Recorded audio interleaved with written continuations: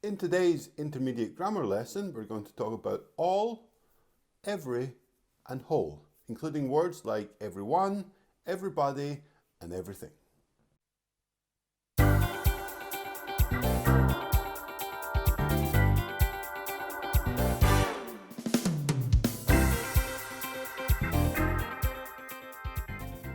Hello and welcome to another video.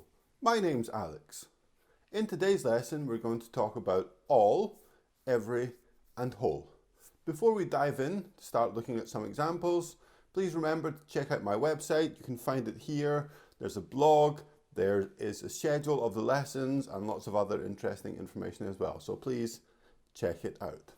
Okay, so the first thing that we need to notice about this, as we can see here, is that we don't usually use all on its own to mean all the people or everyone or everybody. So for example, here we could say everybody or everyone really enjoyed the party, but we couldn't say all really enjoyed the party. We could say all the people really enjoyed the party or something like that, but not all on its own. So it would be everybody, everyone really enjoyed the party. We can, however, say all of us. So we could say all of us had a great time at the party with a very similar meaning. All of us had a great time. So we can say everybody or everyone, or we can say all of us, or we can say all the people with similar meanings, but not all on its own. If you find that interesting, please like the video and subscribe to my channel. Okay, moving on, we're going to talk about all and everything. So sometimes we can use both. For example, I did all I could. I did everything I could.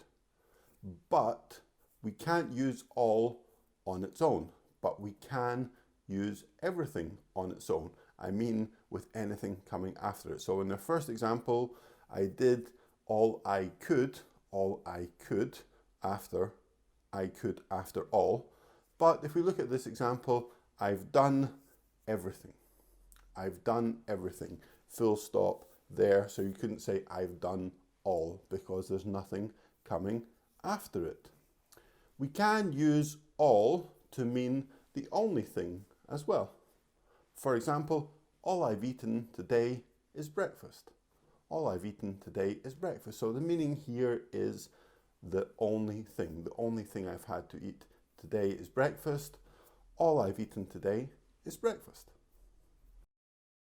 Okay, another thing to remember, when we're using everybody, everyone, everything, we need to use a singular verb after it. These words are singular. So for example, you say, everybody is here.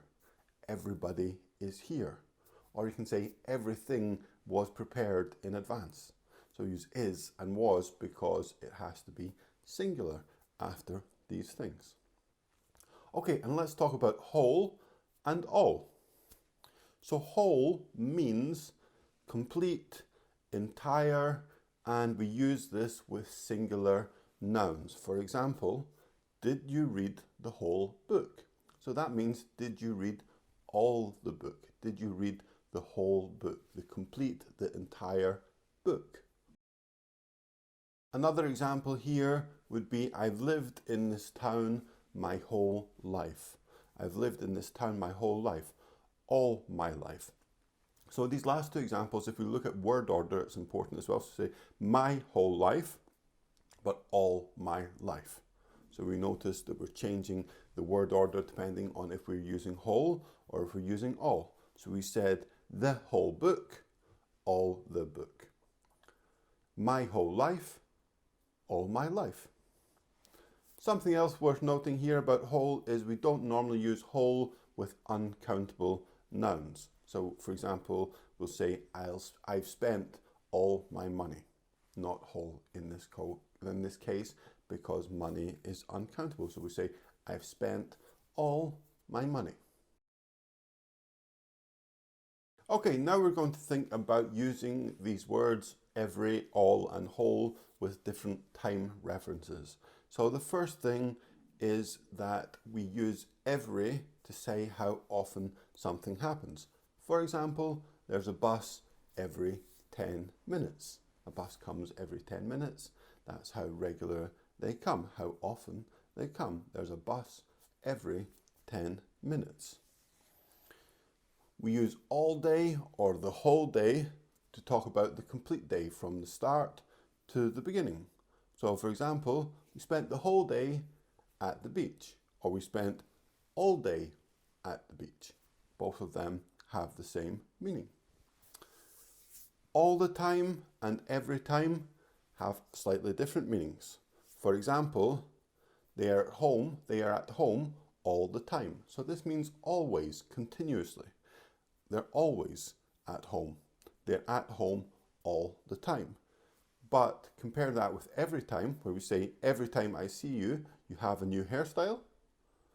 And that means each individual time I see you, not always, like all the time. So they're at home all the time, always, continuously, or every time I see you, you have a new hairstyle, each individual time I see you.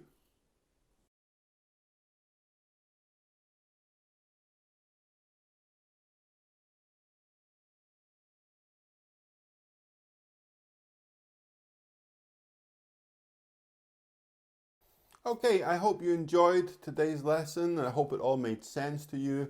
If you would like to practice this, then please write some example sentences with all and whole and every and everything and all of these words we looked at today.